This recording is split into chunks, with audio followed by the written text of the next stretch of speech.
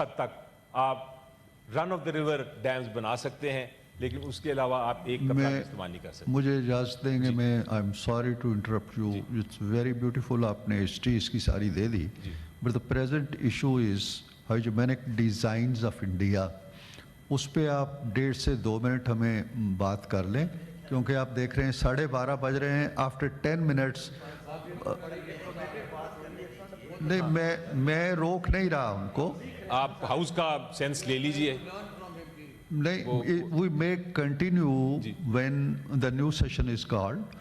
اسی بحث کو، لیکن آج اگر آپ مختصر رکھیں گے تو دیکھیں نا، ہمایوں محمد صاحب بھی بولنا چاہتے ہیں، ان کو میں مائک دینا چاہتا ہوں، لیکن ٹائم نہیں بچے گا پھر۔ جی، بڑھا دیں گے۔ یہ جو میں ڈائیورس کا کانسیپٹ آپ کو بتا رہا ہوں، یہ بین الاقوامی قانون میں اس لیے اہم ہے کہ اس کا مطلب یہ ہے کہ یہ irrevocable ہے، اب یہ فائنل ہے، اس کو واپس نہیں کیا جا سکتا، چونکہ یہ اس میں آپ نے شیئر نہیں کیے ریورز کو، آپ نے کہا کہ ریورز تقسیم ہو گئے، اس لیے اس کو اب آپ irrevocable سمجھیں، اس کو کوئی بھی، نہ پاکستان نہ انڈیا اسے واپس ہو سکتا ہے۔ اب جب یہ ہو گیا اور یہ ٹریٹی سائن ہو گئی، تو اس ٹریٹی میں ایک اور بہت اہم چیز ہے کہ اگر کوئی جھگڑا ہوگا تو اس کا ایک بڑا کمپلیکس سا میکنزم بنایا ہوا ہے، یعنی کہ میکنزم یہ ہے کہ کچھ مسئلے جو ہیں، جو ٹیکنیکل ہیں، وہ ایکسپرٹ کے پاس جائیں گے، اور جو بڑے گمبھیر مسئلے اگر آ جائیں دونوں ملکوں میں تو وہ ایک آربیٹریشن، ایک ثالثی فیصلے کے لیے وہ آگے جائیں گے۔ تو جب یہ ٹریٹی سائن ہو گئی تو ہندوستان نے تو اپنا مکمل طور پہ، پاکستان نے اس کو لیٹر اینڈ اسپرٹ میں مانا، اور ہندوستان نے اپنے جو تینوں دریا تھے اس پہ ڈیمز بھی بنا لیے، اس پہ انہوں نے سارے اپنی براجز بھی بنا لیے، اور وہ پانی مکمل طور پہ استعمال کرنا شروع ہو گئے۔ پاکستان نے بھی دیکھا کہ جب یہ 3 دریا ادھر چلے گئے تو ہمارا بہت سارا علاقہ جو تھا، لاہور سے لے کے ملتان اور نیچے، وہ بالکل اس کے پاس پانی نہیں تھا، تو ہم نے دنیا کا سب سے بڑا کینال سسٹم بنایا، نہروں کا سسٹم، اور اس سسٹم کے ذریعے ہم نے یہ سارے علاقے آباد کر لیے ان 2-3 دریاؤں کے بیس پہ، چناب، جہلم اور انڈس۔ ٹریٹی چلتی رہی،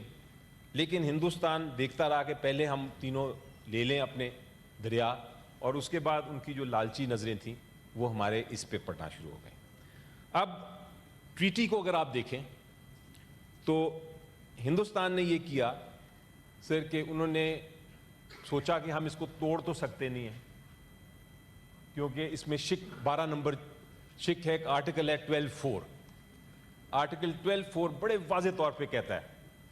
کہ کسی قسم کی مداخلت اس ٹریٹی میں، ایک بار یہ امپلیمنٹ ہو جائے، ایک بار اس کے اوپر عمل درآمد ہو جائے، تو کسی قسم کی اس میں آپ تبدیلی نہیں کر سکتے یک طرفہ۔ اگر آپ نے اس کو ختم کرنا ہے، اس کو سسپینڈ کرنا ہے، تبدیل کرنا ہے، اس میں کسی قسم کی امینڈمنٹ کرنی ہے، تو پھر دونوں ملک بیٹھیں گے اور ایک نئی ٹریٹی بنائیں گے۔ اگر وہ دونوں ملک نئی ٹریٹی نہیں بناتے تو کسی قسم کی آپ تبدیلی نہیں کر سکتے۔ یہ آرٹیکل 12(4) آپ پڑھ لیجئے، بڑا سمپل آرٹیکل ہے 12(4) جس میں یہ لکھا ہوا ہے۔ 12(4)